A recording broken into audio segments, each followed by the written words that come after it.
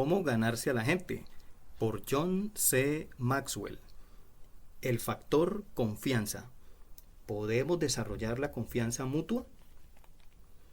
La gloria de la amistad no es la mano extendida, la sonrisa cálida o el gozo del compañerismo. Es la inspiración espiritual que nos llega al descubrir que otra persona cree en nosotros y está dispuesta a confiar lo suficiente como para darnos su amistad.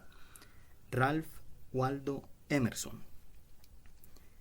¿Por qué se dañan tantas relaciones? Algunos matrimonios empiezan con gran pasión y terminan con gran amargura. Amistades que la gente espera que duren toda una vida se deterioran y mueren. Socios de negocios que empezaron una relación prometedora terminan en forma desastrosa. Son muchas las razones para esta clase de ruptura, pero la causa principal es la destrucción de la confianza. ¿Cómo define usted confianza?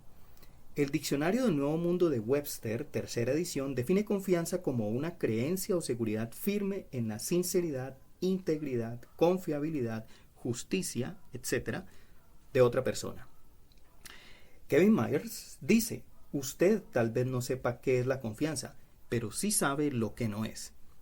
Si alguien le miente, le roba o le causa algún daño físico, usted sabe que no puede confiar en esa persona. Esto es obvio, pero ¿existen otras maneras en que una persona pueda romper la confianza? ¿Hay cosas que la gente puede hacer para que una relación no sea digna de confianza? ¿Qué clase de persona debe ser usted en una relación para considerarse digno de la confianza de otra persona?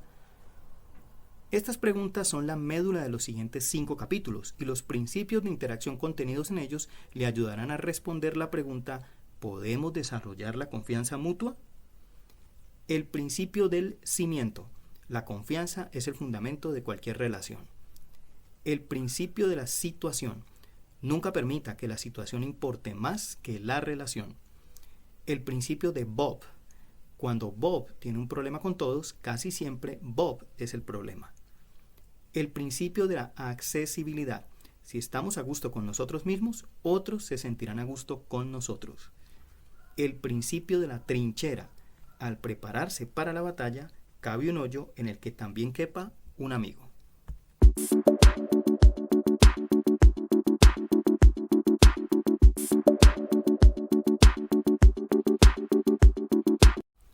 El principio del cimiento.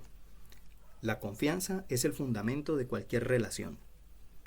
Mayor halago es que confíen en mí que ser amado. George MacDonald. La pregunta que me debo hacer: ¿soy una persona digna de confianza? Era un joven periodista muy prometedor. Estaba lleno de energía y trabajaba con tenacidad. El director de su secundaria recordaba, siempre estuvo involucrado en el negocio de los periódicos, incluso aquí. Todos admiramos su persistencia y positivismo. En la Universidad de Maryland, donde asistía como estudiante, era conocido como un escritor productivo y talentoso, y esa reputación le permitió ganar un internado de verano de 10 semanas en el periódico más importante del país, el New York Times. Se dice que le fue muy bien allí después de escribir 19 artículos y contribuir con muchos más. Eso fue en 1998.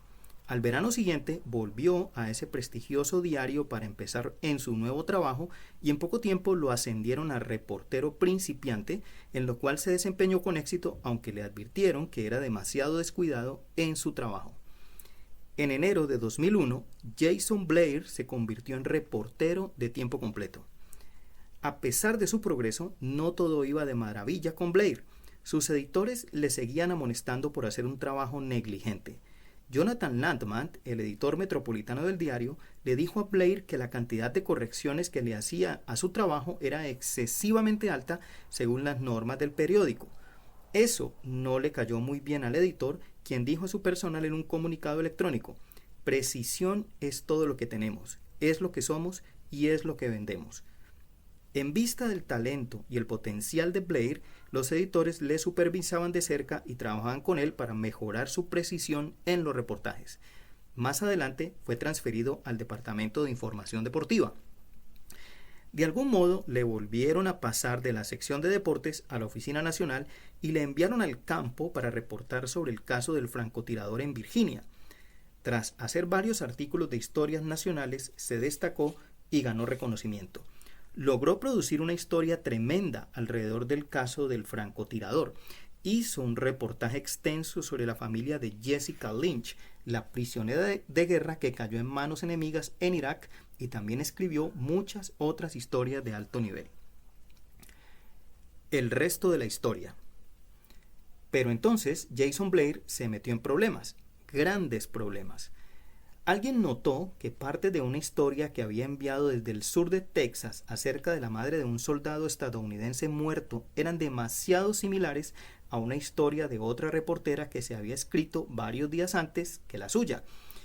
Un editor del San Antonio Express News, quien había publicado la historia original, escribió un correo electrónico a los editores del New York Times para advertirles sobre el problema. Esto motivó al diario a examinar más de cerca el trabajo anterior de Blair. El personal del Times encontró que unos 100 de los más de 600 artículos que Blair escribió para ese diario tenían problemas o requerían correcciones significativas. Además, casi la mitad de los artículos que escribió basados en reportajes de cobertura nacional tenían problemas de precisión. Claro, Blair era culpable de mucho más que imprecisiones en el reportaje.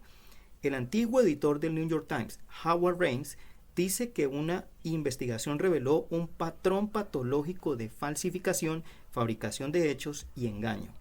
Blair había mentido a sus jefes al hacerles creer que había salido al campo para realizar el reportaje, enviando historias falsas de primera mano, comillas.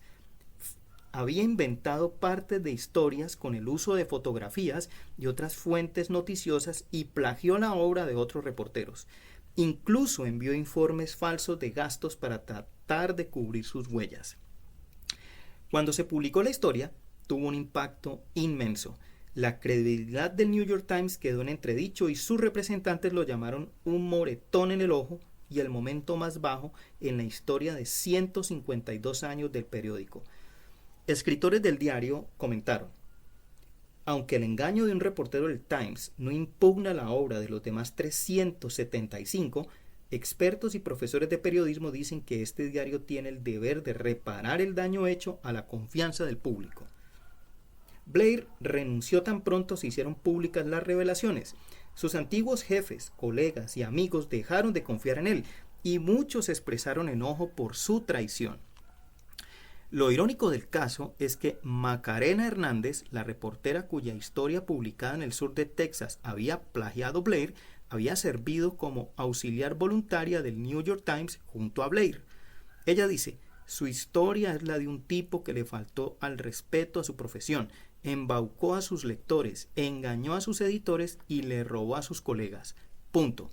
Cualquier otra manera de ver la situación equivale a dejar que Jason Blair se salga con la suya. ¿Qué hizo Blair durante el tiempo en que todos creían que realizaba sus reportajes de campo?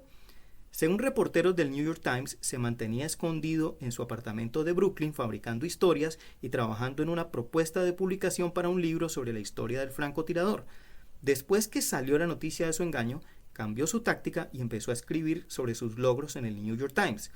Un escritor que revisó el libro resultante que Blair tituló «Cómo incendié la casa de mi amo», llamó a Blair un Pinocho de talla mundial y un mentiroso confeso en serie. Es evidente que el editor del libro esperaba que le fuera bien, pues ordenó que se imprimieran 250,000 ejemplares, pero la revista Times informó que después de 9 días en el mercado solo se vendieron 1,400 copias. Supongo que eso significa que ya nadie se comía el cuento de Jason Blair. En esto confía en mí. Es imposible sobreestimar la importancia de la verdad en el asunto de la confianza. El artículo del New York Times que describió los engaños de Blair incluyó las siguientes frases: todo diario, al igual que todo banco y departamento de policía, confía en que sus empleados respeten y hagan respetar ciertos principios fundamentales. Y la investigación descubrió que el señor Blair violó en repetidas ocasiones el cimiento principal del periodismo, que es nada más y nada menos que la verdad. Si desmenuzamos las relaciones hasta llegar a su elemento más importante, este siempre va a ser la confianza, y no el liderazgo, el valor, la asociación o cualquier otra cosa. Si usted no tiene confianza, su relación está en serios problemas. Esto se debe a que la confianza es el fundamento de cualquier relación. En las 21 leyes irrefutables del liderazgo escribí sobre la ley del terreno firme. La confianza es el fundamento del liderazgo. En su libro Cómo convertirse en líder, Warren Bennis dice: la integridad es la base de la confianza y no es tanto un ingrediente del liderazgo como su producto. Es la única cualidad que no se puede adquirir sino ganarse. Es conferida por compañeros de trabajo y seguidores, y sin ella el líder no puede funcionar. Esto puede afirmarse no solo de los líderes y sus seguidores, sino también de todas las relaciones. El desarrollo de la confianza es como la construcción de un edificio. Requiere tiempo y debe hacerse una parte a la vez. Como en la construcción, es mucho más rápido y fácil derribar algo que edificarlo, pero si el cimiento es fuerte, existe una buena probabilidad de que lo que se construya sobre él se mantenga en pie. La confianza es el marco de cualquier relación. Una relación también puede describirse como una pintura. La confianza es como el marco que la rodea y la mantiene presentable y en buen estado. Suministra un contexto dentro del cual puede apreciarse la obra de arte. La confianza es lo que define los límites y asegura la relación a una pared para que pueda disfrutarse a plenitud. La confianza suministra una estructura emocional. William Bost, autor de Los expertos en el cambio, ofrece esta perspectiva acerca de cómo se mantienen unidas las relaciones. La confianza se establece cuando las palabras y las acciones son congruentes. También se desarrolla cuando las personas se sienten seguras y aceptadas. Cuando las ideas son derribadas y ridiculizadas, no se requiere mucho tiempo para percibir que el ambiente no es seguro ni conducente a hacerse uno mismo vulnerable. Los ambientes defensivos pueden desactivarse por medio de ofrecer comentarios descriptivos en lugar de evaluativos, expresar sentimientos de interés y participación y estar dispuestos a buscar, escuchar, entender y utilizar activamente los puntos de vista de otras personas. Si usted quiere disfrutar la belleza de las relaciones, enmárquelas con confianza. La confianza es la altura de cualquier relación.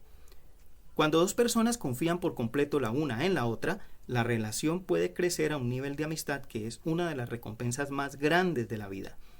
Ambas personas conquistan juntas las alturas y, como dijo el escritor y capellán de la reina Victoria, Charles Kingsley, bienaventurado es cualquier hombre o mujer que tenga un amigo, un alma humana en quien pueda confiar totalmente, quien conozca lo mejor y lo peor del otro y que lo ame a pesar de todas sus faltas. ¿Cómo ganarse la confianza de otros? El psicólogo y consultor Jack Gibb dijo: la confianza es el resultado de un riesgo que valió la pena correr. ¡Qué descripción tan maravillosa! Cuando otros confían en nosotros, realmente incurren en un gran riesgo. No obstante, cada vez que la gente confía en nosotros y no los defraudamos, reducimos ese riesgo y edificamos la relación.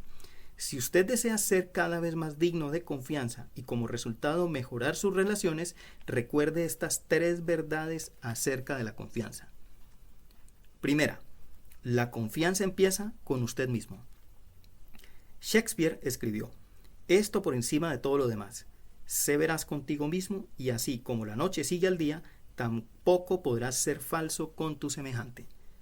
Si usted no es sincero consigo mismo, no será capaz de practicar la sinceridad con otros. El autoengaño es el enemigo de las relaciones y menoscaba el crecimiento personal. Si una persona no admite sus deficiencias, no puede superarlas. Todo esto se relaciona con el principio del espejo. La primera persona a quien debemos examinar es a nosotros mismos. Examínese bien. ¿Es sincero consigo mismo en cuanto a su manera de vivir la vida? ¿Es sólido su carácter? Si su sí significa sí y su no significa no, ¿cumple los compromisos que hace? No pida a otros que pongan su confianza en usted si cree que puede traicionarla. Trabaje primero en su carácter y luego en sus relaciones. 2. La confianza no puede dividirse en compartimentos. Cheryl Beale, esposa de mi amigo Bob Beale, quien también es escritor, dice: una de las realidades de la vida es que si uno no puede confiar en una persona en todo sentido, realmente no se puede confiar en ella en ningún asunto en particular. Creo que esto es muy cierto. Por desgracia, pienso que mucha gente hoy día intenta dividir su vida en compartimentos. Creen que pueden mantener diferentes grados de sinceridad en las diferentes áreas de su vida y que ello no afectará a otras áreas. No obstante, lo cierto es que el carácter no funciona así, ni tampoco la confianza. En 2003 escribí un libro llamado No existe tal cosa como la ética en los negocios. La premisa es que uno no puede adoptar un tipo de ética en los negocios y otro en la vida personal. El carácter no opera de ese modo. Si alguien le pide que le ayude a sostener una mentira, no crea que esa persona se abstendrá de mentirle cuando le convenga. Lo que una persona esté dispuesta a hacer con usted, también se lo hará a usted. El carácter de un individuo siempre se hace evidente en todos los aspectos de su vida. 3. La confianza funciona como una cuenta bancaria. Mike Abrashoff, autor de El barco es suyo, dice: la confianza es como una cuenta bancaria. Uno tiene que seguir haciendo depósitos si quiere que crezca. En ocasiones las cosas saldrán mal y a uno le toca hacer un retiro. Mientras tanto, el resto se queda en el banco ganando interés. Mike aprendió eso de sus años como oficial de la Marina. Yo aprendí lo mismo en mi profesión. Durante años enseñé en conferencias de liderazgo la idea de llevar siempre monedas en el bolsillo o cambio en lo que respecta a las relaciones. Cuando uno empieza una relación con alguien, debe partir de cero con esa persona. Si se trata de alguien que confía y es generoso, puede darle un poco de cambio suelto. Si es sospechoso o tiene heridas profundas, quizá no deba darle desde un principio. Cada vez que usted hace algo para desarrollar la confianza, a usted le depositan algo de cambio en su bolsillo. Cada vez que hace algo negativo, le toca desprenderse de esos fondos.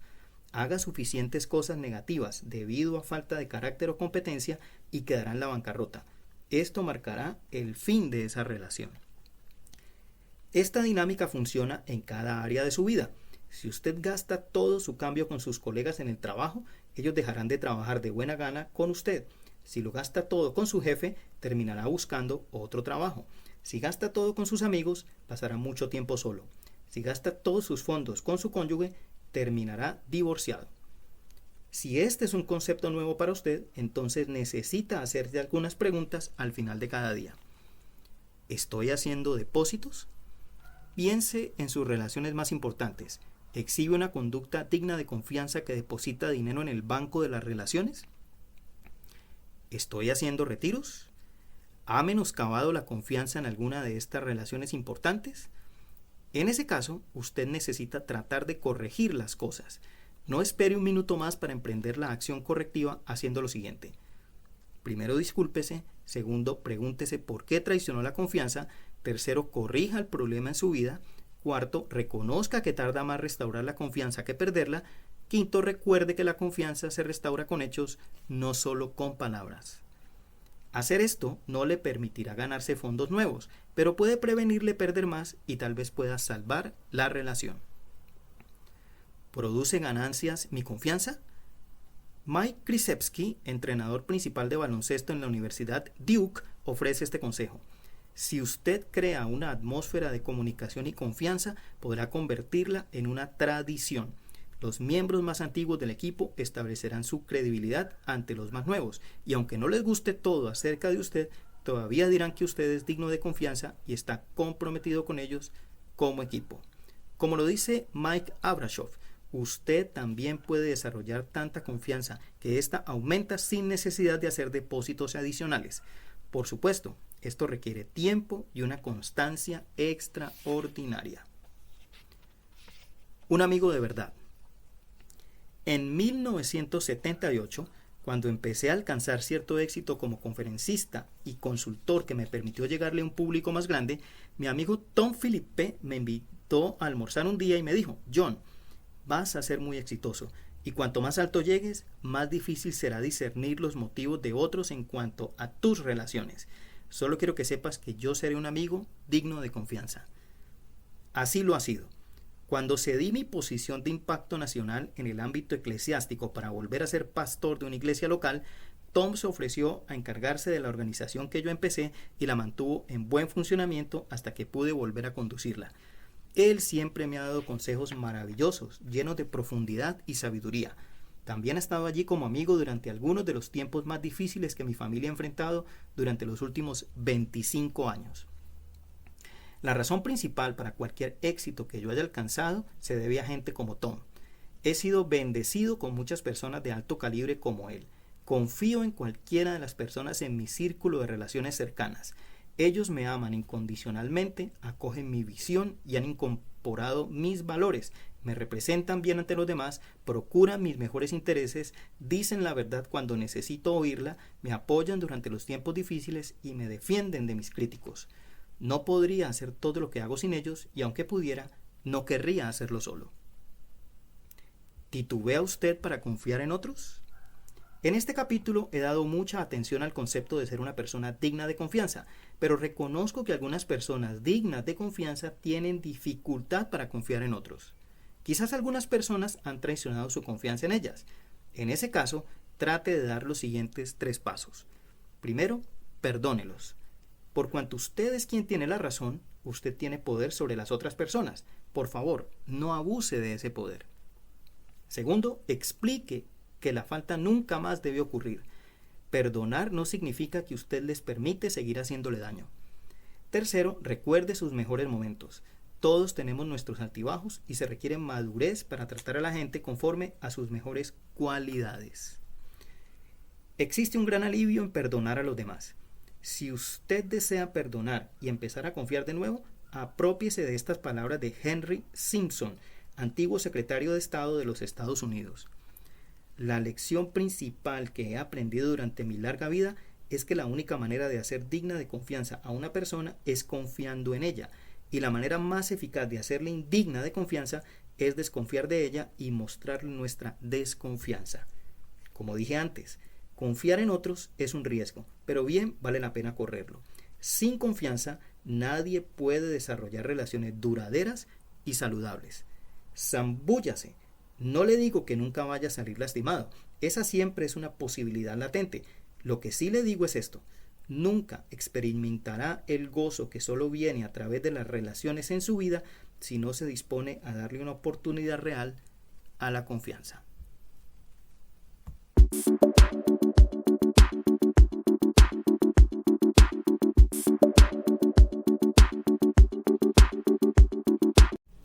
El principio de la situación. Nunca permita que la situación importe más que la relación. Es más gratificante resolver una situación que disolver una relación.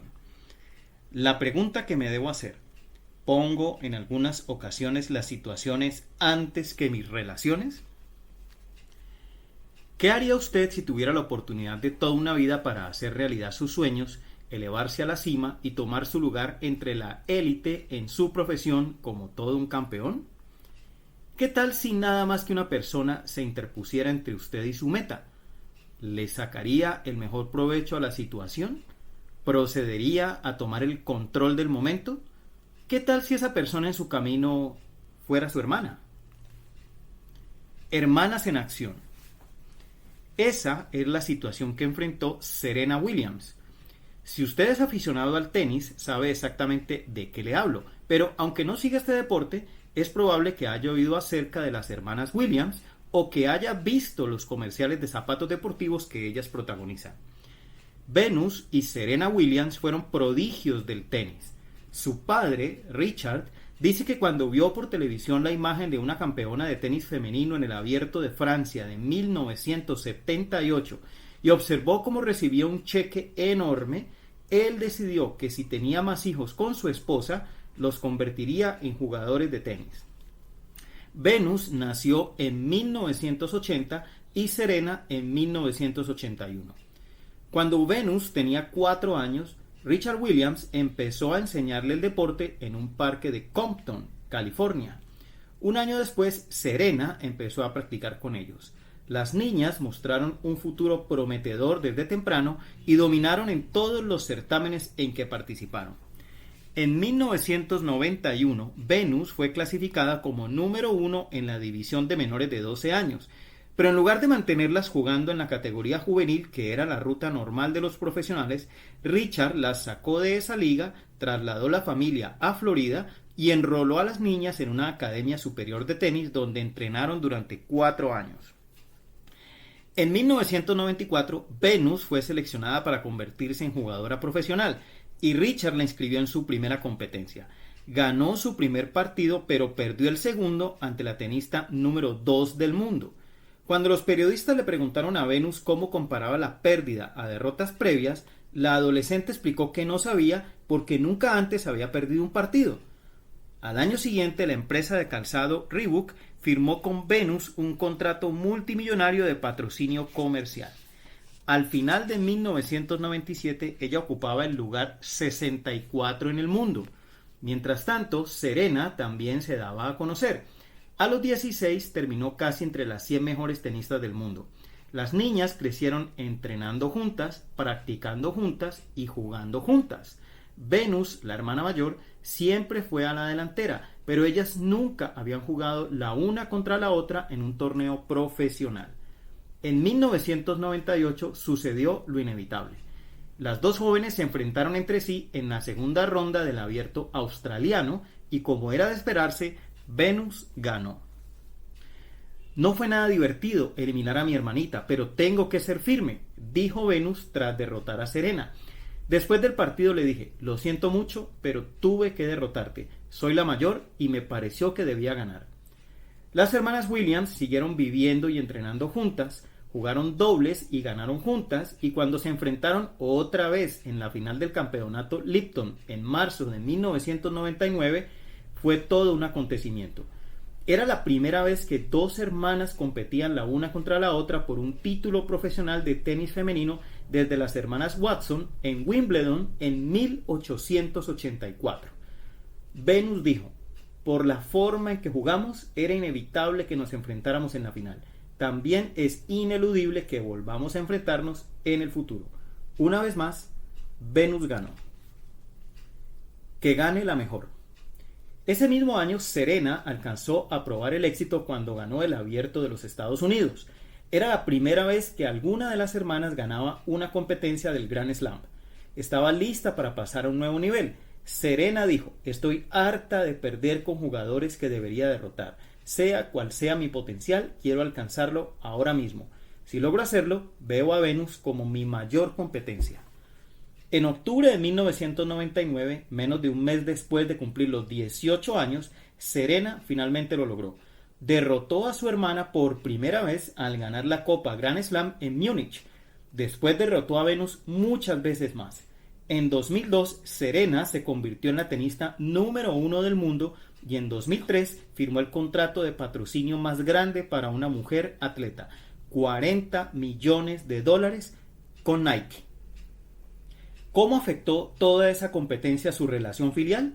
¿Acaso las alejó y sembró discordia o rencor? La respuesta es no. Tal como lo habían sido desde pequeñas, nunca dejaron de ser mejores amigas. Siempre compartieron la misma habitación durante sus viajes y cuando Serena decidió no ir al Abierto australiano en 2004, Venus habló de lo mucho que extrañaba a Serena. La familia siempre viene primero, sin importar cuántas veces juguemos la una contra la otra. Nada se interpondrá entre mi hermana y yo. Ni la fama, ni la fortuna, ni el rango profesional. Ellas no permiten que ninguna situación importe más que su relación. ¿Y usted qué dice? Venus y Serena no eligieron ser hermanas. La mayoría de nosotros no tiene la oportunidad de elegir familiares, pero sí elegimos cómo vamos a tratar a nuestra familia. Elegimos si vamos a cuidar o a descuidar nuestras relaciones familiares. Y debemos admitirlo, cada familia tiene a alguien que hace más difícil mantener buenas relaciones. La forma en que tratemos a esa persona es nuestra decisión. Mucha gente espera que las relaciones funcionen a la perfección, sin contratiempos. Esta es una postura muy ingenua. Tan solo piense en cómo se escriben los votos matrimoniales. Típicamente dicen algo similar a esto. Te acepto como mi legítima esposa, para tenerte y cuidarte desde este día en adelante, para bien o para mal, en riqueza o en pobreza, en alegrías y en tristezas, en salud y en enfermedad. Prometo amarte, respetarte y serte fiel hasta que la muerte nos separe. Los votos matrimoniales dan por sentado que la vida es difícil y que ocurrirán situaciones que pueden causar una separación, tristeza, pobreza, enfermedad y dificultades.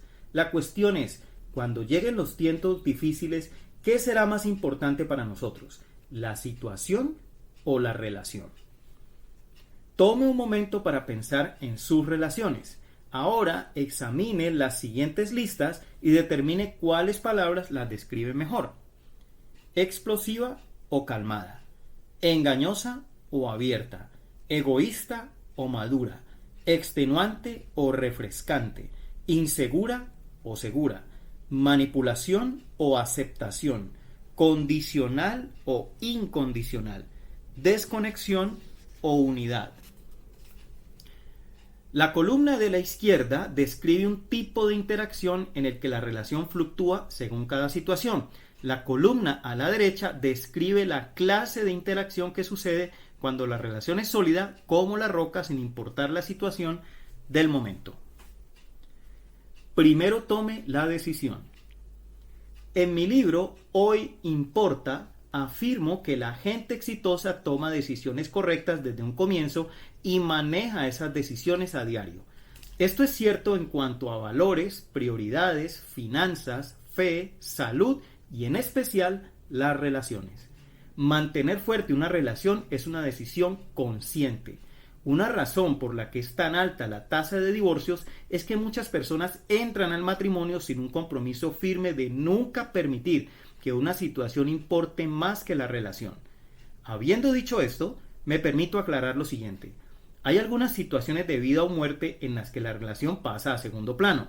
Cuando un cónyuge es abusivo, la otra persona necesita preocuparse por su seguridad. No obstante, el abuso no es un factor en la mayoría de las situaciones en que la relación se deteriora. Cuando algunas personas se encuentran en una situación donde la relación requiere mucho trabajo, donde les toca hacer sacrificios personales o simplemente no se sienten lo suficientemente felices, comillas, optan por salirse de la relación. Otras personas violan el principio de la situación de otras maneras. Quizá no abandonen la relación, pero se quedan solo para hacer daño. Asimismo, prestan más atención a la situación que a la relación. Yo he sido culpable de hacer eso.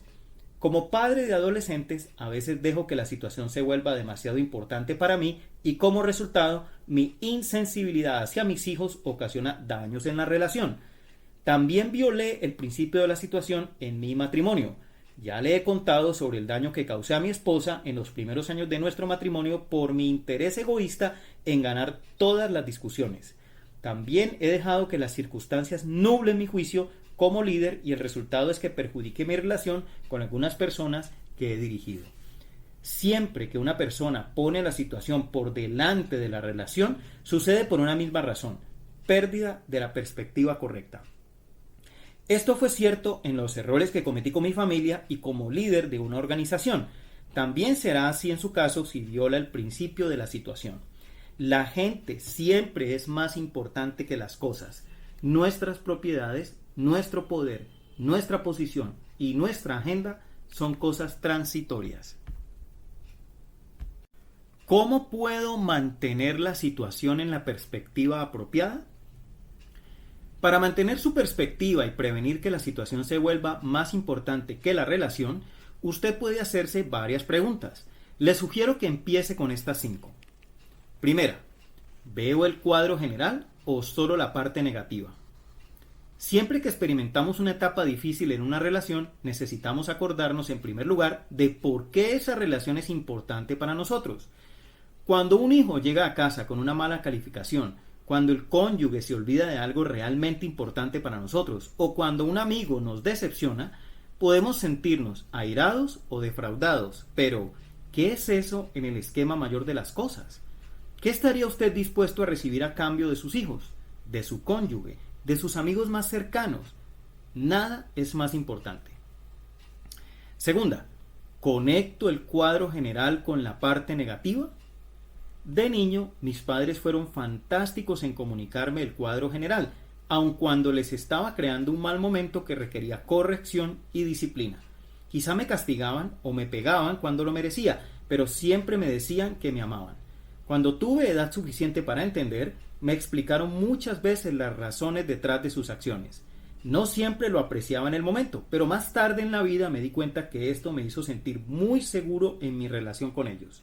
Gracias a su perspectiva, nunca perdí de vista el cuadro general, sin importar cuán mal me hubiera portado. Tercera, ¿es una situación de una sola vez o algo que se repite con frecuencia? Hay una gran diferencia entre una situación que ocurre una vez y otra que sucede una y otra vez. Ambas afectan la relación y requieren de compromiso firme. Sin embargo, un asunto recurrente necesitará el compromiso de todas las partes involucradas para sostener la relación y en última instancia cambiar la situación. Por ejemplo, si un cónyuge comete un error que afecta a la pareja en sus finanzas, es relativamente fácil corregirlo y sostener la relación. En cambio, si uno de los dos abusa continuamente del presupuesto y endeuda cada vez más a la pareja, solo con un compromiso de parte de ambos para sostener la relación y cambiar sus acciones, permitirá que la relación sobreviva. Cuarto, ¿convierto demasiadas situaciones en asuntos de vida o muerte? Dean Smith, antiguo entrenador de baloncesto en Carolina del Norte, comentó: si uno considera cada partido como una situación de vida o muerte, va a morir muchas veces. En otras palabras, necesitamos ser selectivos con las batallas que peleamos. Si usted es o ha sido padre de adolescentes, sabe por experiencia que esto es verdad. Si uno hace de cada asunto un motivo válido de enfrentamiento, peleará tanto con sus hijos que los alejará de usted. ¿Cómo puede saber si está convirtiendo demasiadas situaciones en asuntos de vida o muerte? Conteste estas preguntas. ¿Con cuánta frecuencia se siente tenso y malhumorado? ¿Con cuánta frecuencia levanta la voz más de lo normal al hablarle a otros? ¿Con cuánta frecuencia pelea por sus derechos personales o por lo que es justo y correcto? Si estos asuntos ocurren día tras día, es posible que su perspectiva esté mal sincronizada con la realidad. Vivir en un estado constante de agitación no es muy saludable que digamos, y tampoco contribuye a desarrollar y mantener relaciones sanas. Quinta, ¿muestro mi amor incondicional durante situaciones difíciles?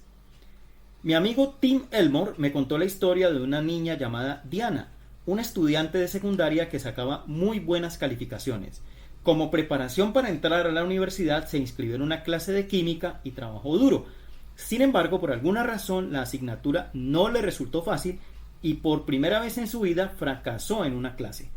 Por fortuna, Diana tenía un profesor alentador que creía en ella y sabía que su desempeño deficiente era inusual. Estaba seguro de que triunfaría en la universidad, pero le molestaba tener que poner aquella mala calificación en su tarjeta de progreso. ¿Qué hizo entonces el profesor? Estaba consciente que no podía darle otra calificación para que pasara el curso, así que escribió al margen, junto a la F: no todos podemos ser químicos, pero a todos nos encantaría ser Dianas. En algún punto de la vida todo el mundo enfrenta situaciones difíciles en relaciones cercanas, pero no todos las manejan bien. Si usted puede comunicar su amor a los seres más cercanos en su vida en medio del dolor o la dificultad, usted incrementa en gran medida la estabilidad de la relación. Nadie en mi vida ha sido un ejemplo mejor del principio de la situación que mi madre, Laura Maxwell. Ella me comunicó amor incondicional todos los días de mi vida y yo siempre podía hablar con ella sin importar qué sucediera.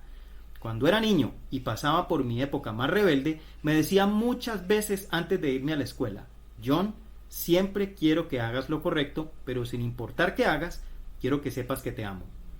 Siempre he deseado parecerme más a mi madre.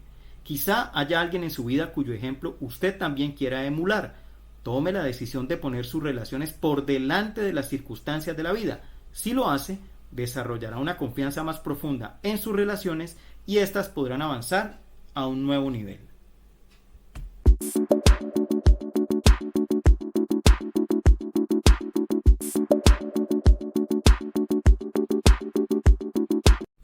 El principio de Bob. Cuando Bob tiene un problema con todos, casi siempre Bob es el problema.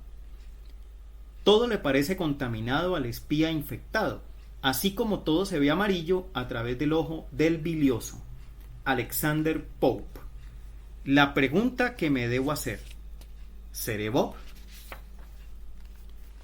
El 23 de junio de 1988, Billy Martin fue despedido de su puesto como director del equipo de béisbol de las Grandes Ligas, los Yankees de Nueva York. Los directores de béisbol pierden su trabajo todo el tiempo, así que eso tal vez no suene como una gran noticia. Lo diferente del caso es que Martin fue despedido de su trabajo por quinta vez. Nueva York, tenemos un problema. ¿Alguna vez ha conocido a una persona a quien los problemas parezcan seguirle donde quiera que va? Este fue el caso de Billy Martin.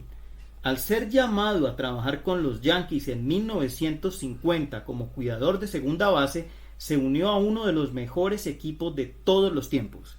Aunque Martin solo fue un bateador de 257 en su carrera, se las arregló para mantenerse en el juego. En particular, se desempeñó muy bien durante los partidos de la Serie Mundial y fue nombrado jugador más valioso de la serie en 1953. Mientras estuvo con los Yankees como jugador de 1950 a 1957, el único año en que no ganaron el título nacional fue en 1954, el mismo año en que Martin estuvo en el ejército. A pesar de sus éxitos, nunca estuvo libre de problemas, sobre todo porque tenía mucha dificultad para llevarse bien con la gente. La razón por la que salió de los Yankees después de 7 temporadas fue su intercambio y transferencia a otro equipo después de una gran pelea que armó en un club nocturno que involucró a otros jugadores de los Yankees. No fue su primera pelea ni sería la última. Después que Martin salió, jugó para otros 6 equipos en un periodo de 4 años. Los Atléticos, los Tigres, los Indios, los Rojos, los Bravos y los Gemelos. Se retiró en 1961 y empezó a ejercer como director hasta 1969, cuando se convirtió en manager. Sin embargo, donde quiera que iba, se armaban líos. Era legendario por las peleas a puño limpio que empezaba. La primera que llamó la atención fue en 1952, pero tuvo demasiadas como para enumerarlas todas. Tobias Simon, del periódico The Morning News, resume a Martin de este modo: las peleas y la ebriedad de sus días como jugador continuaron en la carrera de Martin como manager. En 1969, durante su trabajo con los Gemelos de Minnesota, golpeó a su lanzador estrella, Dave Boswell, y fue despedido.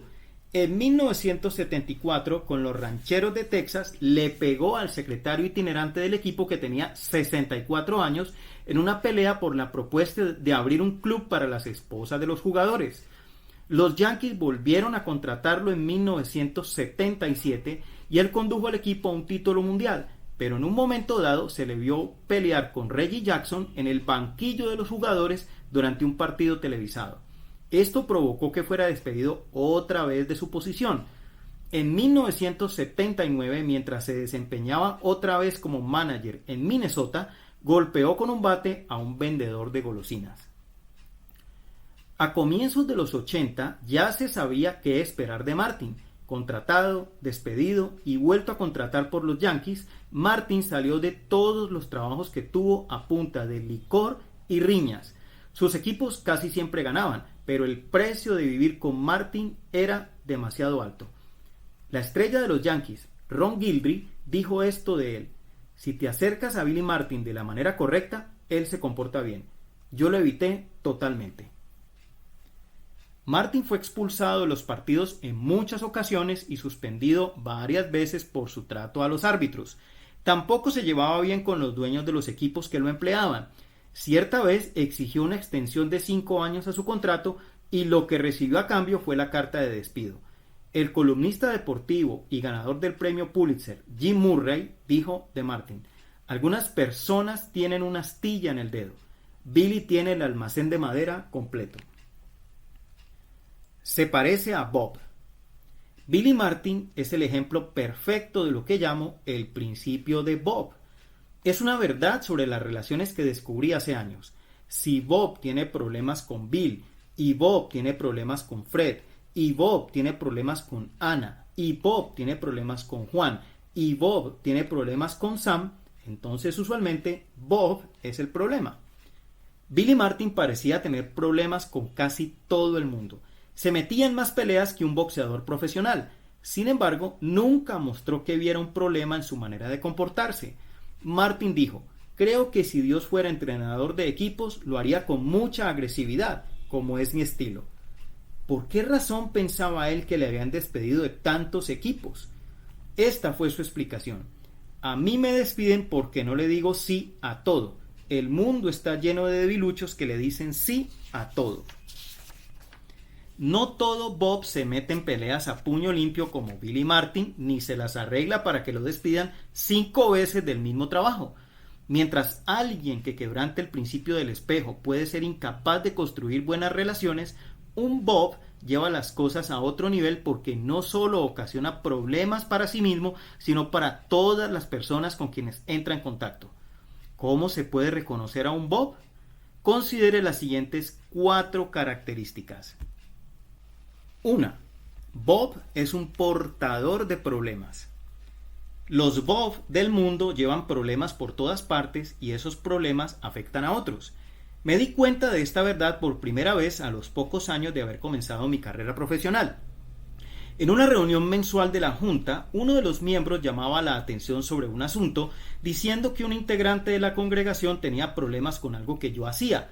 De inmediato, otros 3 o 4 miembros de la Junta decían que habían oído quejas similares. Mi primer pensamiento fue examinar mis acciones. Tras reflexionar al respecto, seguía creyendo que estaba haciendo lo correcto, pero si tantas personas tenían un problema con ello, me pregunté si necesitaba considerar el asunto con más cuidado. Después de tener esta misma clase de discusión en varias ocasiones, tomé una decisión. Hablé con los miembros de la Junta y todos nos pusimos de acuerdo en que si alguien de la Junta oía una queja, tenía que revelar quién la había expresado. En la siguiente reunión, uno de los integrantes de la Junta mencionó una queja que había escuchado. Otros miembros confirmaron que también la habían oído.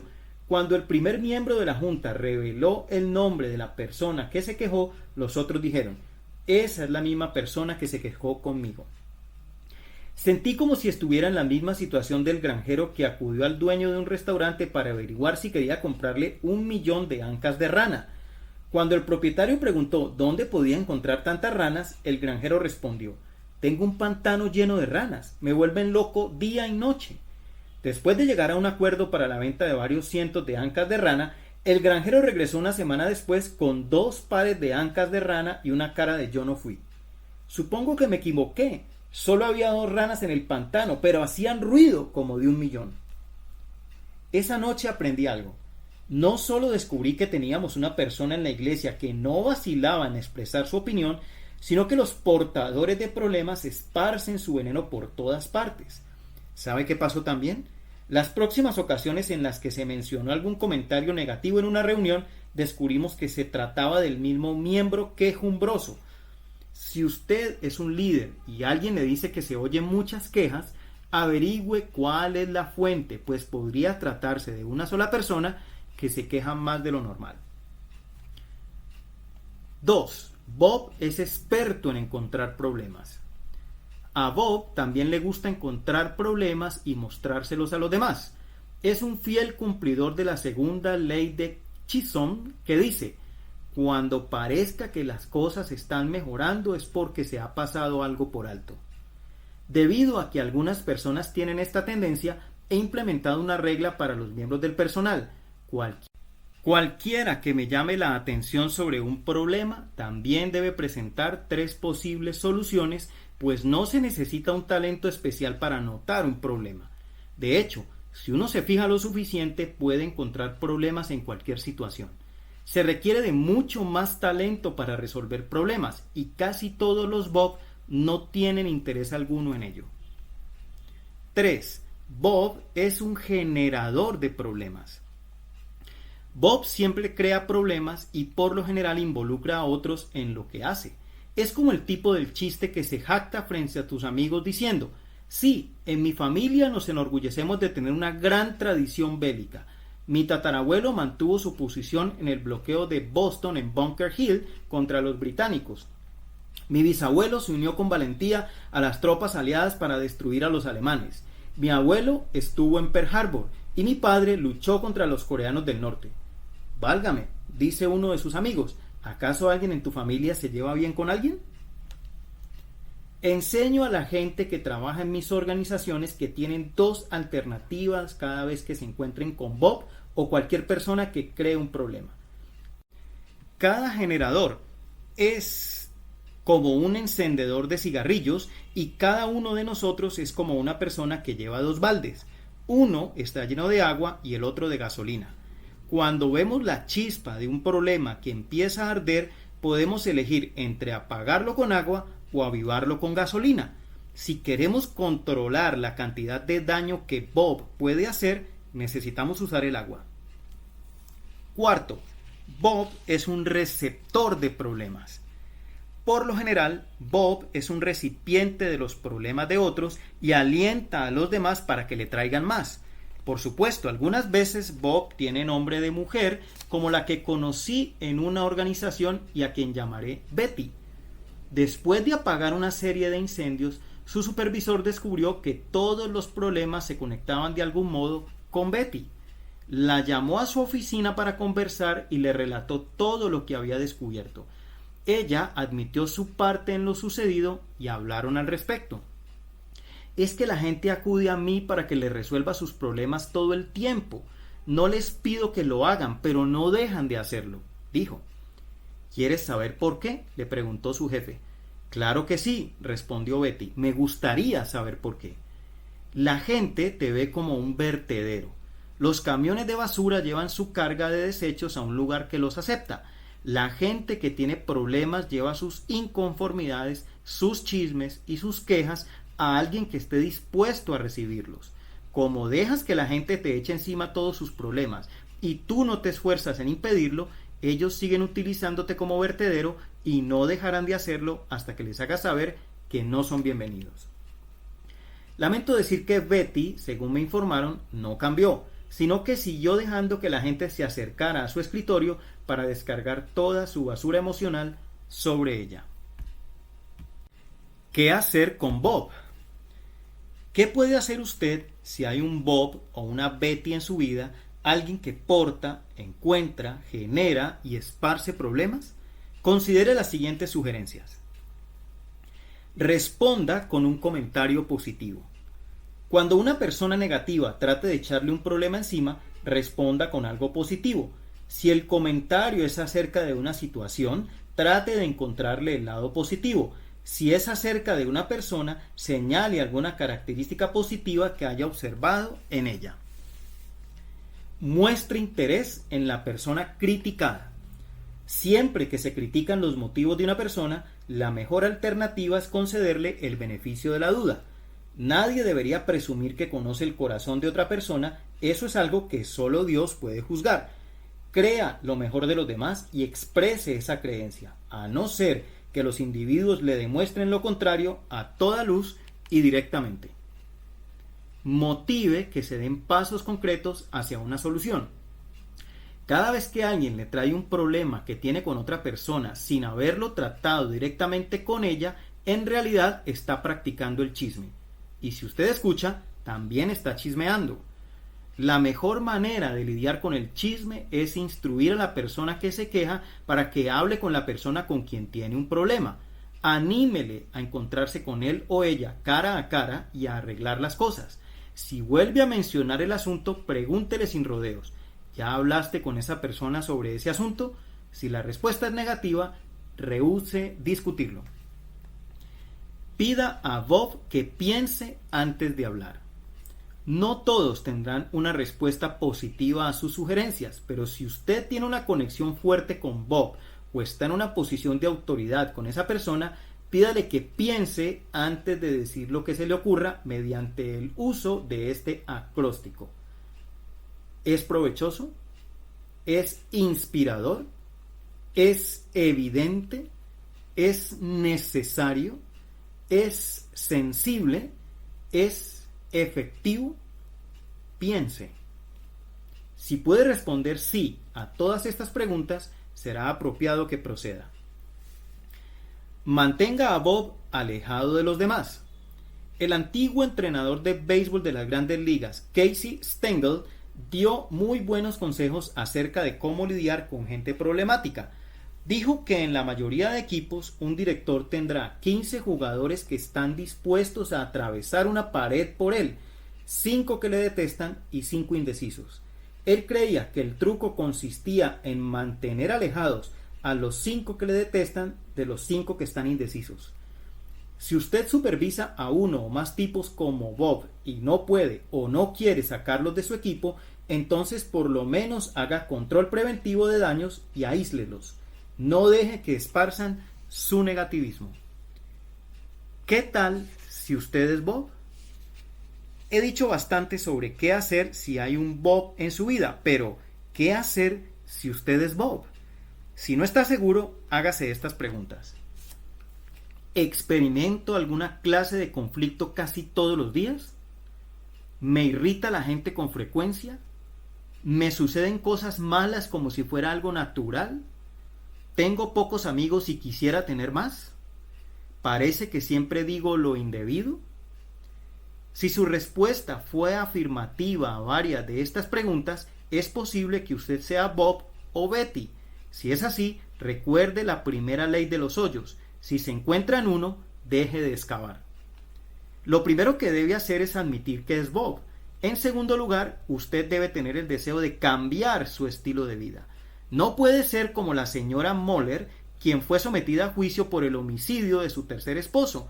El abogado preguntó: ¿qué le pasó a su primer esposo? Murió por comerse un champiñón envenenado, dijo la señora Moller.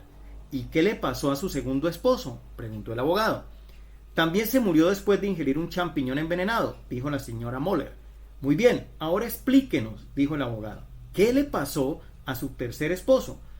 Tuvo una contusión cerebral, contestó la señora Moller. ¿Y cómo le pasó eso?, preguntó el abogado. Es que no quiso comerse los champiñones, contestó la señora Moller. El cambio no será fácil en todos los casos y tampoco existen curas instantáneas. Empiece siguiendo las siguientes pautas que ya he dado. Conteste las preguntas del acróstico piense antes de hablar. Además, trate de ver lo positivo en cada situación y pida a las personas que le hagan rendir cuentas por su actitud y sus acciones. Nadie tiene que ser un Bob para siempre.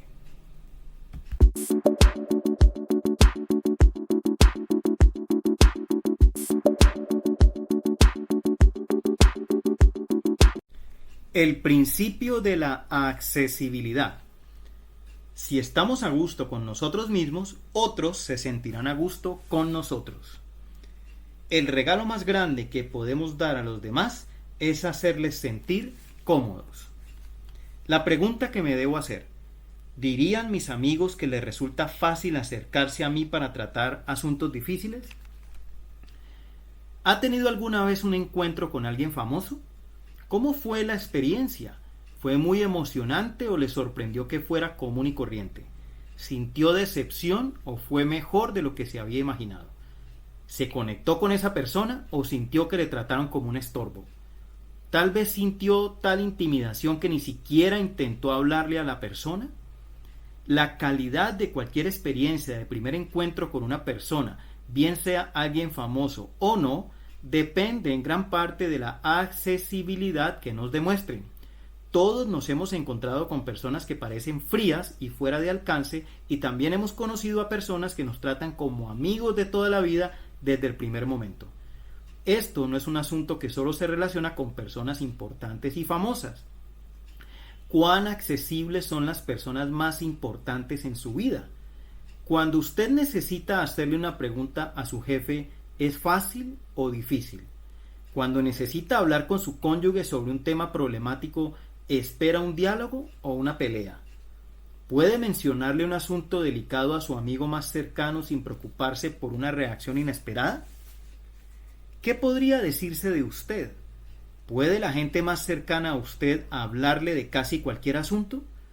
¿Cuándo fue la última vez que alguien le trajo malas noticias o estuvo en fuerte desacuerdo con su punto de vista sobre algún asunto? ¿O qué le confrontó acerca de algo que usted hizo mal? Si fue hace mucho tiempo, es posible que usted no sea tan accesible como cree. Apenas algunas personas consideran frívola la idea de volverse accesibles, creen que es algo bonito, mas no indispensable. Muy pocos se toman la molestia de cultivar ese rasgo de la personalidad, pero lo cierto es que es mucho más que eso. La accesibilidad es un arma poderosa en la caja de herramientas de las relaciones personales. A continuación le relato la historia de una persona que la convirtió en un activo valorado en $12 millones al año. ¿Quién no podría hablarle? Oprah Winfrey llama a esta persona su ídolo y consejero. Durante décadas esta mujer fue la presentadora de noticias mejor pagada en la televisión y ganó más dinero que Peter Jennings, Dan Rather, Tom Brokaw o cualquier otro. Recibió numerosos premios Emmy, un premio Peabody, el premio de la prensa extranjera y el Club de los Presidentes, el premio al mejor locutor de la Sociedad Nacional de Radio y Televisión, el premio de la Academia de Artes y Ciencias por sus logros de toda la vida, varios títulos honoríficos y la introducción al Salón de la Fama de la Academia de Artes y Ciencias. Sus especiales se han transmitido durante más de 20 años consecutivos y una de sus entrevistas fue el programa de mayor sintonía de todos los canales de noticias en Norteamérica. Su nombre es Barbara Walters. ¿Por qué cree que le pagan tanto dinero?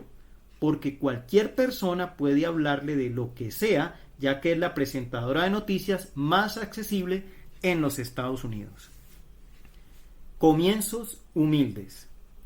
Cuando Walters empezó su carrera, pocas personas habrían acertado sobre su futuro. Walters misma dijo: era el tipo de persona del cual nadie pensaría que triunfaría. Tenía un acento muy risible, típico de Boston. No podía pronunciar la R y no era ninguna reina de belleza. Tras graduarse del colegio Sarah Lawrence con un título en inglés, se dedicó a trabajar para ayudar a su familia que pasaba dificultades económicas. Trabajó primero como secretaria y luego como escritora en los programas de Jack Paar y el show de Dick Van Dyke. Entonces, en 1961, le dieron la oportunidad de escribir y hacer reportajes de investigación para el conocido programa Hoy. 3 años después, empezó a trabajar frente a las cámaras como la chica de Hoy. Durante los siguientes 13 años, Walters demostró su credibilidad como periodista. Formó parte de un puñado selecto de periodistas que fueron invitados a hacer el histórico viaje a China con el presidente Richard Nixon en 1972 y en 1976 se convirtió en la primera coanfitriona de un noticiero vespertino de cobertura nacional. No obstante, su mayor reconocimiento se debió a su labor como entrevistadora. De hecho, Walters ha escrito un libro titulado Cómo hablar con casi cualquier persona sobre casi cualquier tema. Walters ha entrevistado a más estadistas y personajes famosos que cualquier otro periodista de la televisión en la historia. A todos los presidentes, desde Nixon. Se ganó la primera entrevista conjunta del presidente de Egipto, Anwar Sadat, y al primer ministro de Israel, Menachem Begin. Ha entrevistado a líderes de otras naciones como Jiang Zemin, Boris Yeltsin y Margaret Thatcher, y personajes como Yasser Arafat, Saddam Hussein, Muammar Gaddafi y Fidel Castro. También ha hablado con casi todas las estrellas del cine o la televisión que ha querido. Bill Geddy, el productor de sus especiales televisivos, hace esta observación: Bárbara ha desarrollado con los años un estilo de llegarle a la gente y de hacerles decir cosas frente a las cámaras que nunca pensaron que dirían en público. Walters dice que sus entrevistas favoritas fueron con personas que enfrentaban grandes adversidades, como Stephen McDonald, un oficial de policía paralizado, Dave Dravecky, un lanzador de béisbol a quien le diagnosticaron cáncer, y Christopher Reeve, el actor que interpretó el papel de Superman y que quedó cuadrapléjico. Se dice que su habilidad como entrevistadora es resultado de la empatía y la compasión que adquirió al encargarse del cuidado de su hermana discapacitada, Jacqueline. Sin duda, esas cualidades le ayudaron, pero todo puede resumirse en confianza. La gente confía en Walters, por eso le hablan y se sinceran con ella. No se lo pierda. La gente pierde muchas oportunidades para establecer conexión y desarrollar relaciones más profundas porque no se hacen accesibles a los demás. Note que uso a propósito la frase se hacen. La accesibilidad tiene muy poco que ver con la timidez o el arrojo de los demás y todo que ver con la manera como usted se comporta y los mensajes que envía a otros. Hace años leí un escrito titulado El arte de llevarse bien con los demás, el cual dice: tarde o temprano, cada persona descubre, si es sabia, que la vida es una mezcla de días buenos y malos, de victorias y derrotas, de toma y dame. Descubre que no vale la pena ser demasiado sensible, que debería dejar pasar algunas cosas de largo como el agua que resbala por las plumas de un pato. Descubre que los cascarrabias casi siempre salen perdiendo, que a todos les toca desayunar con tostada quemada de vez en cuando y que no debería tomar demasiado en serio el mal genio de sus semejantes. Descubre que sentirse ofendido por la menor pequeñez es la manera más fácil de meterse en problemas, que la forma más rápida de perder la popularidad es llevar chismes de un lado a otro, que los tiros malintencionados siempre salen por la culata y que no importa quién reciba el crédito mientras el trabajo quede bien hecho. También descubre que casi todos los demás son tan ambiciosos como él o ella, que el cerebro les funciona igual o mejor, y que el trabajo duro y no la astucia es el secreto del éxito. Aprende que ningún hombre llega solo a primera base y que solo a través de la cooperación y el esfuerzo colectivo es que avanzamos hacia cosas mejores. En breve, se da cuenta de que el arte de llevársela bien depende casi en un 98% de su propia conducta hacia los demás. Si quiere ser una persona agradable y accesible a los demás, usted debe hacer que se sientan cómodos. Permítame mostrarle cómo. ¿Cómo hacer sentir cómoda a la gente? Piense en todas las personas accesibles que ha conocido y creo que encontrará que por lo general exhiben las siguientes 7 características. Primera, calidez personal.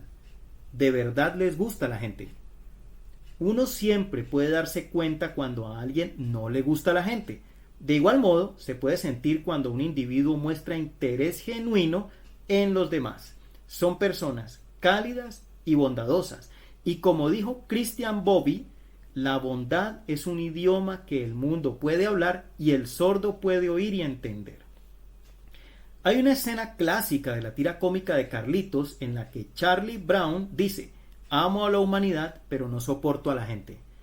Para ser accesibles no es suficiente amar a las personas en teoría. Usted necesita irradiar calidez hacia la gente que conoce. Segunda, aprecio las diferencias en las personas. Debo admitir que hubo un tiempo en mi vida en que tenía muy poca paciencia con las personas diferentes a mí. Tendía a despreciarlos porque no tenían mis habilidades. Entonces leí el libro Personalidad y más de Florence Littauer. Ese libro realmente me abrió los ojos. Mi esposa Margaret y yo lo leímos al mismo tiempo y nos reímos al leer sobre las debilidades del otro, pero también celebramos las fortalezas de cada uno.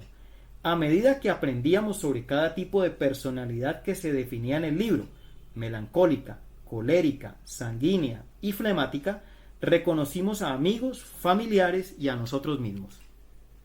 Después de ese estudio empecé a ver a la gente de forma diferente y por fin entendí que las diferencias eran buenas y necesarias. Llegué a apreciar a las personas tal como eran, así como lo que tenían que ofrecer.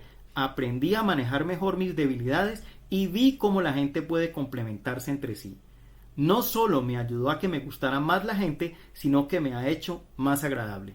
Apreciar las diferencias de los demás puede aportarle el mismo beneficio. Tercera, estado de ánimo estable. ¿Ha trabajado alguna vez con alguien o para alguien cuyo estado de ánimo tuviera altibajos todo el tiempo, de tal modo que a la gente le tocaba entrar con sigilo a la oficina y preguntarle a un compañero de trabajo de qué ánimo está hoy?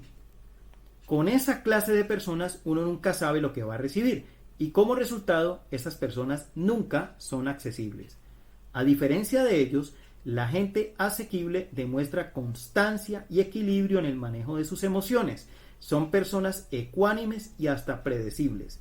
Uno sabe qué va a recibir de ellas porque son prácticamente la misma persona cada vez que usted los encuentra. Cuarta, sensibilidad hacia los sentimientos de otras personas. Aunque la gente accesible es emocionalmente estable, eso no significa que esperen lo mismo de los demás. Reconocen que las emociones de otras personas van a ser diferentes de las suyas y en consecuencia se sintonizan con el estado de ánimo y los sentimientos de los otros para ajustarse con rapidez y poder relacionarse bien con ellos. Son como el capitán del velero que prueba el viento y ajusta las velas de acuerdo con las condiciones climáticas del momento para poder llegar a su destino. Cuando la gente percibe que otra persona está en su misma onda, se inclina más a conectarse y sincerarse con ella porque parece accesible. Quinta, entendimiento de las debilidades humanas y reconocimiento de las propias. Nada es tan desalentador como una persona que trata de mantener la apariencia de que es perfecta. Recuerdo haber dado una conferencia en la que exhorté a los líderes que asistieron a que admitieran sus debilidades a las personas que trabajaban con ellos. Durante el receso, un hombre se me acercó para decirme que no le parecía buena idea mi sugerencia. ¿Acaso la gente no va a estar segura? No. Mire, el problema es que usted actúa bajo el supuesto de que ellos no lo saben, le respondí. El novelista y editor Ed Howe dio este sabio consejo. Expresa una opinión dura acerca de ti mismo de vez en cuando. Esto le mostrará a tus amigos que sí sabes decir la verdad. La gente accesible es sincera en cuanto a sus habilidades y también sus faltas. Están dispuestos a permitir que les digan no aquello que quieren oír, sino lo que necesitan oír. Además, son capaces de reírse de sí mismos. Son personas que acogen este antiguo proverbio chino. Felices son los que pueden reírse de sí mismos porque nunca dejarán de entretenerse. También, como pueden admitir sus fallas, no tienen problema en permitir que otras personas tengan sus propias fallas. Sexto, capacidad para perdonar con facilidad y pedir perdón con rapidez. El entendimiento de la debilidad humana y la disposición a admitir su propia debilidad hace que las personas accesibles también sean humildes. Debido a esa humildad, piden perdón de inmediato y lo dan con facilidad a los demás. El autor y maestro David Augsburger escribió: puesto que no todas nuestras intenciones son perfectas y lo que intentamos hacer no es por completo libre de error, y todo lo que hacemos en cierta medida es limitado y equívoco a lo que llamamos condición humana, nuestra salvación es el perdón. Séptima, autenticidad. Algo que Barbara Walters solía decirse a sí misma siempre que se sentía incómoda o insegura es una frase que le dijo la señora Eugene McCarthy: soy como soy, me veo como me veo y tengo la edad que tengo. La gente accesible es genuina, son quienes son y como resultado se conectan con los demás en un nivel muy auténtico. No aparentan ser alguien que no son, no se esfuerzan en esconder lo que piensan y sienten y no tienen una agenda secreta. Dicen lo que quieren decir y lo dicen en serio. No hay que preocuparse por la opinión que tengan de uno. Una de las razones por la que pueden ser auténticos es porque están seguros de sí mismos. La gente segura no siente que siempre tenga que ganar y tampoco tienen algo que probar. La seguridad es el rasgo personal más amable. La gente accesible se siente cómoda consigo misma y hace sentir cómodos a los demás. Necesito decir una cosa más sobre la accesibilidad, y es que es responsabilidad de la persona que está en posición de autoridad. Barbara Walters es la persona que ejerce la autoridad cuando hace sus entrevistas. Por esa razón, ella es la que se propone ser asequible. Los jefes deben asumir la responsabilidad de ser accesibles a sus empleados. Los padres deben ser accesibles a sus hijos y los cónyuges deben serlo el uno con el otro. Cuando empecé a tener éxito como pastor y a recibir reconocimiento a nivel estatal y luego nacional por mi trabajo, descubrí que algunas personas se sentían intimidadas en mi presencia. Creo que la razón principal era mi confianza. Ciertamente no quería hacer sentir mal a la gente ni impedir que me hablaran. Por eso trabajé para volverme una persona más accesible. Empecé a aprender cómo caminar lentamente por la multitud, lo cual significa que siempre que me encuentre en un grupo de personas, trato de dedicar tiempo a hablar con la gente, establecer conexión personal con ellos y ser sensible a sus sentimientos, necesidades y anhelos. Mi esfuerzo ha sido ricamente recompensado. He experimentado cuán amigables pueden ser las personas. He hecho muchos amigos nuevos y he desarrollado muchas relaciones fructíferas. Además, lo he hecho sin dejar de ser yo mismo y es algo que recomiendo de todo corazón.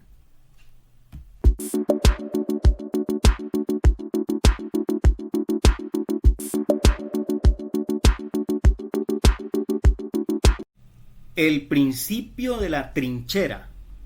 Al prepararse para la batalla, cabe un hoyo en el que también quepa un amigo.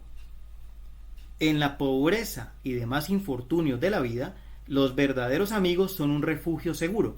Ellos librarán a los jóvenes de sus imprudencias, serán consuelo y auxilio para los ancianos en su debilidad y motivarán a los adultos a realizar sus obras más nobles. Aristóteles.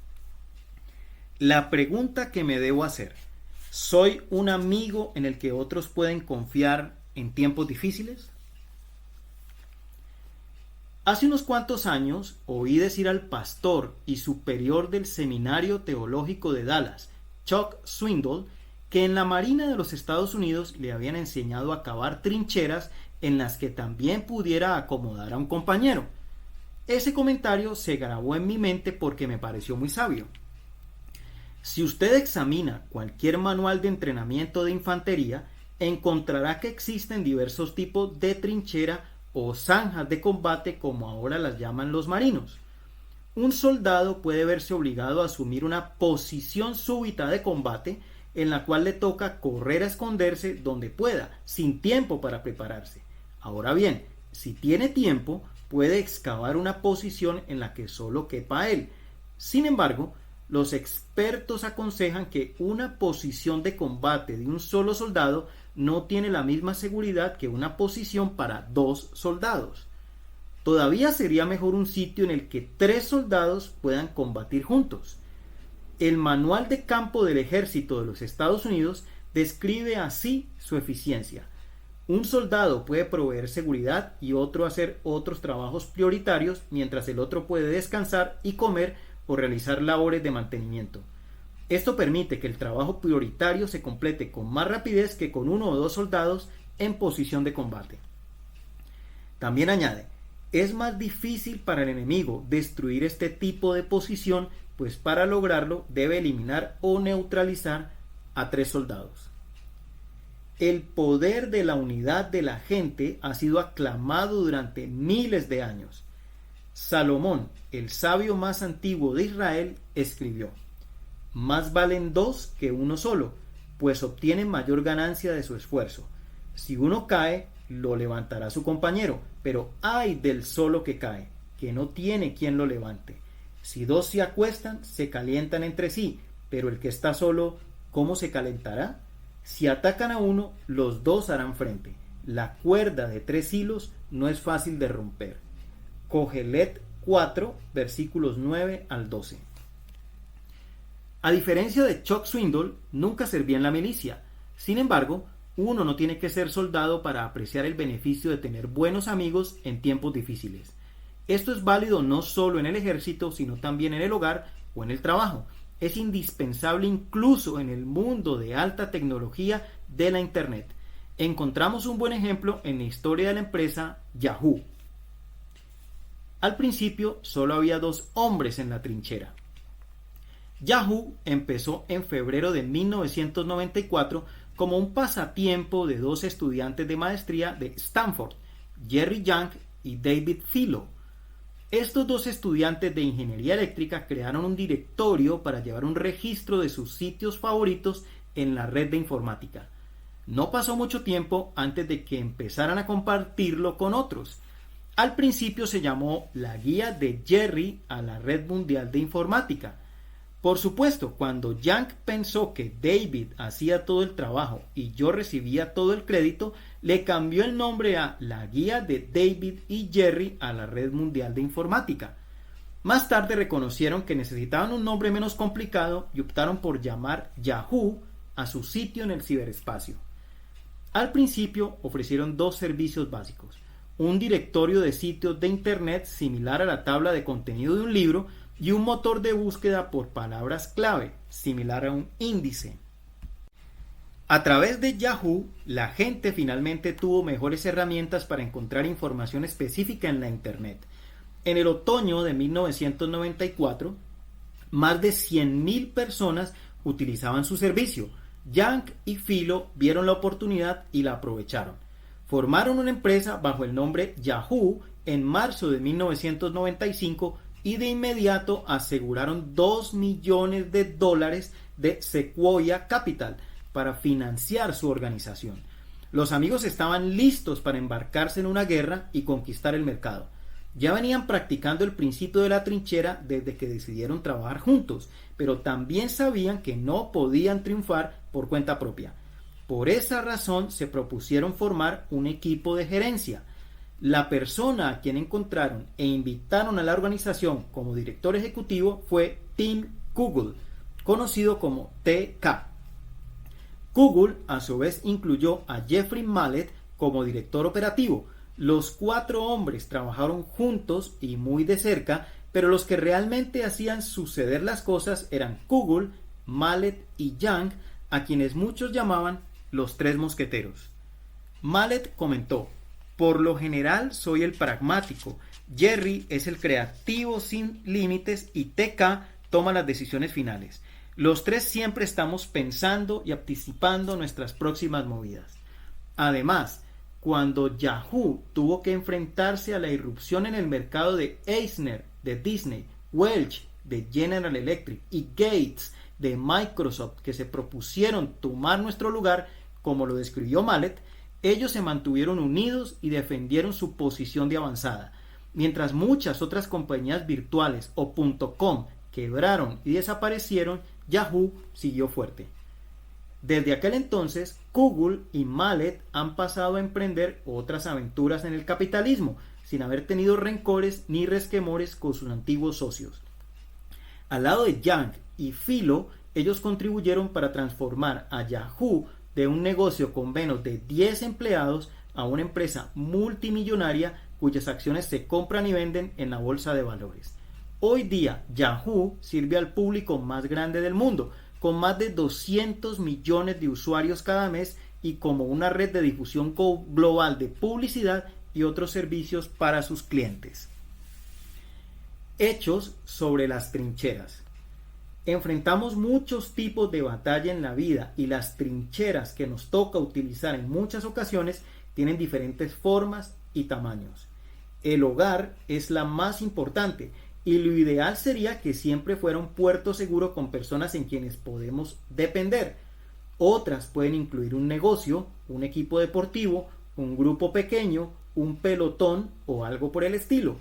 Por supuesto, las personas que nos acompañan en estos lugares son tan variadas como ellos. Antes de seguir adelante, necesito comentar sobre 3 suposiciones que hago al escribir acerca del principio de la trinchera. Primera, la trinchera es para usted y un amigo, no solo para el amigo. Puede pedirle a un amigo que combata con usted, pero nunca debería enviar a otra persona a librar sus batallas. Cuando Jerry Yang y David Filo contrataron a Tim Kugel, no se desentendieron de sus responsabilidades en Yahoo, lo que hicieron fue asociarse con él. Segunda, antes de la batalla, usted ha desarrollado una amistad.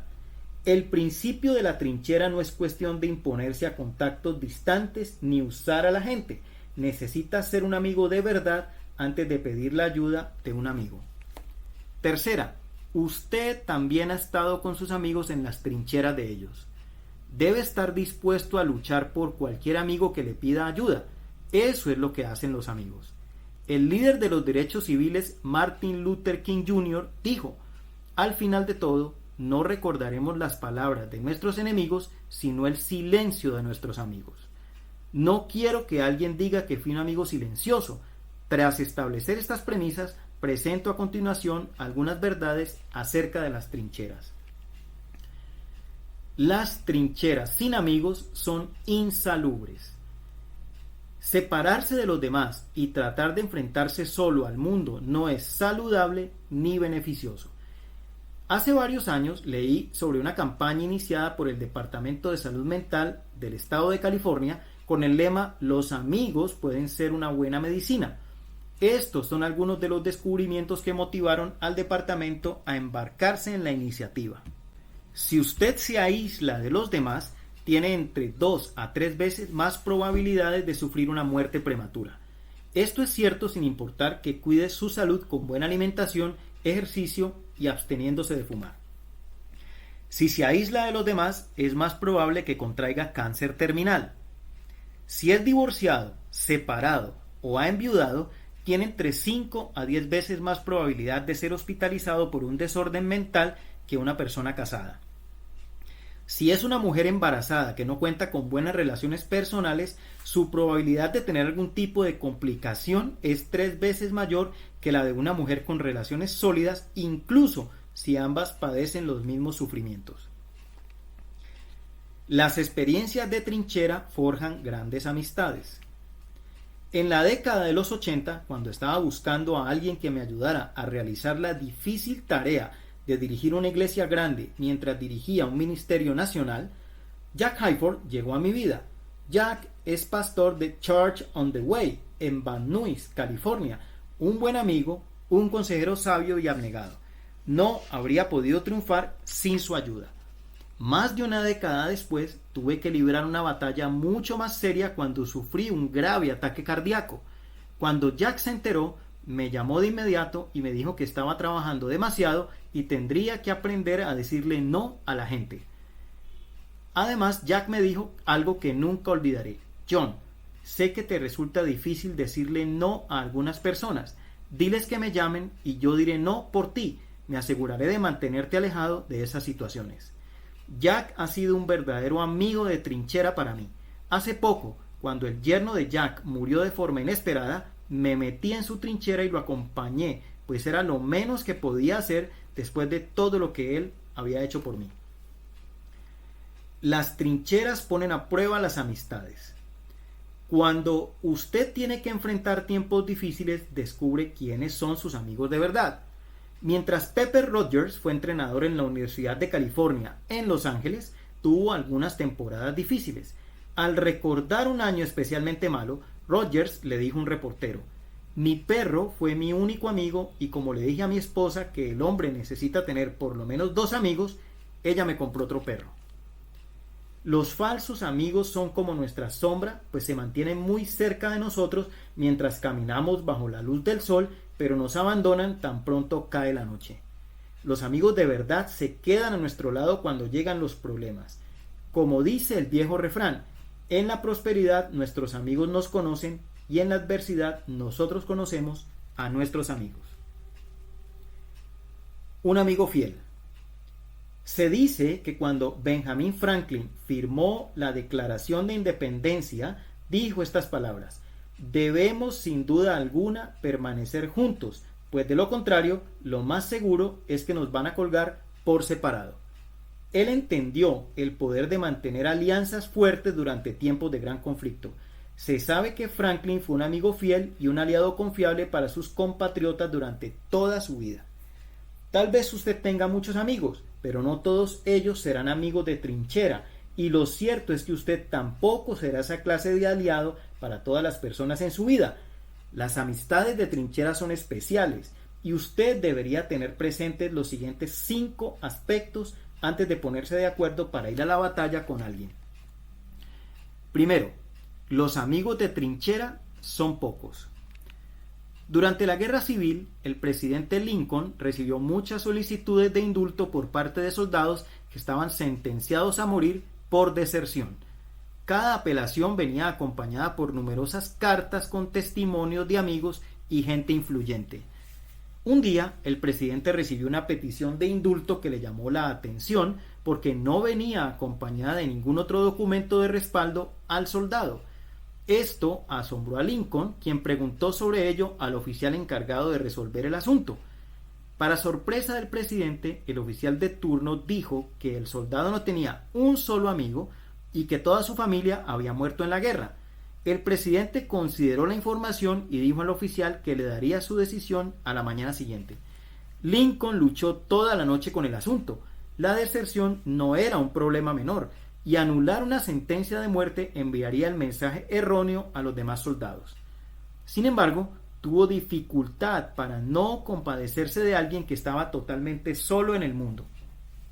A la mañana siguiente, cuando el oficial le preguntó al presidente cuál era su decisión, quedó atónito al oír decir a Lincoln que el testimonio de un amigo había sellado su decisión sobre el soldado en cuestión. Cuando el oficial le recordó al presidente que la solicitud había llegado sin cartas de referencia, Lincoln simplemente dijo: «Yo seré su amigo». De inmediato procedió a firmar la petición e indultó al hombre. Si hay personas en su vida que están dispuestas a ir a la batalla junto a usted, valórelas, pues realmente son escasas. 2. Los amigos de trinchera dan fuerzas antes y durante la batalla. Tener a alguien al lado durante una batalla es de gran ayuda. No obstante, antes de la batalla, el simple hecho de saber que alguien cree en uno y está dispuesto a luchar por uno es una motivación para seguir adelante.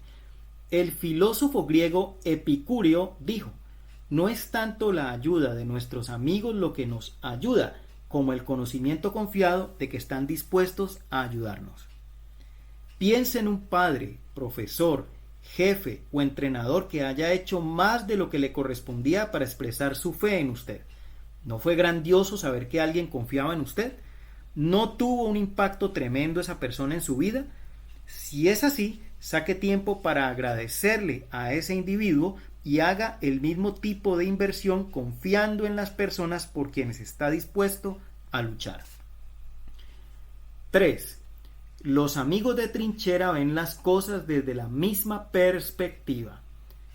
Tracy tenía 5 años y le preguntó a su papá si podía jugar en la casa de una amiga que vivía al lado. Su padre le dijo que podía ir siempre y cuando estuviera de vuelta en casa a las 6 de la tarde para cenar. A las 6 de la tarde, Tracy aún no llegaba. Su papá siguió esperando. Después de unos 25 minutos, Tracy abrió la puerta del frente.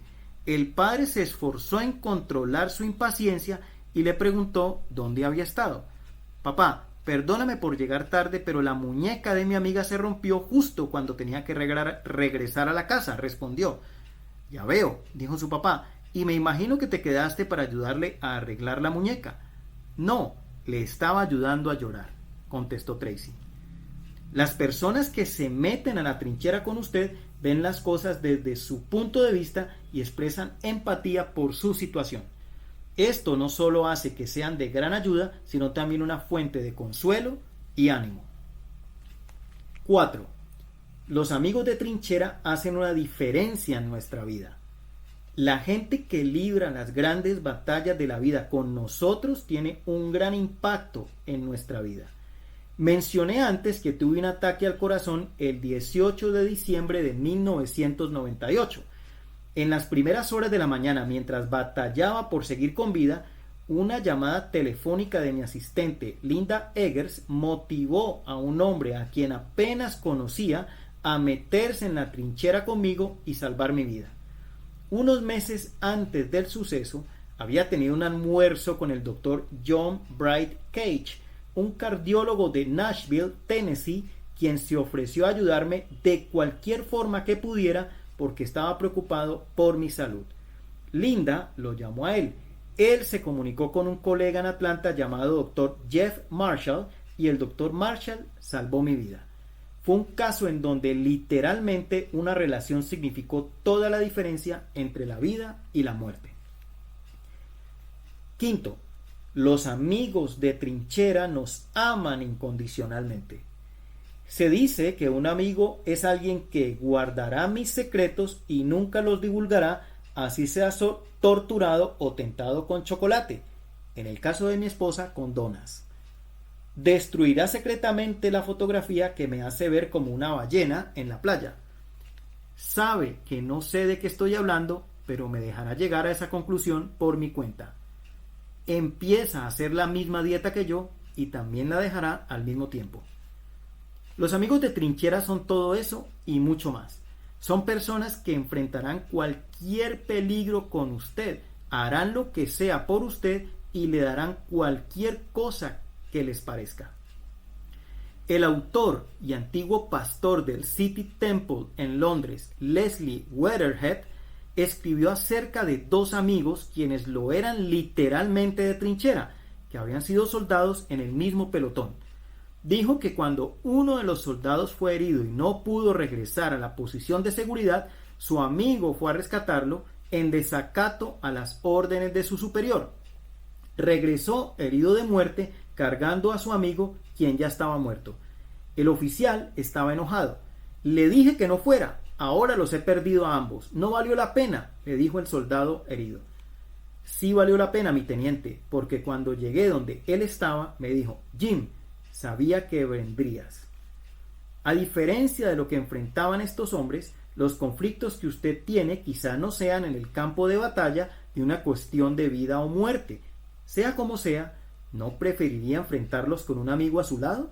En ese caso, sea un amigo de trinchera para otros. La clase de amigo en quien otros pueden confiar, no importa lo que pase.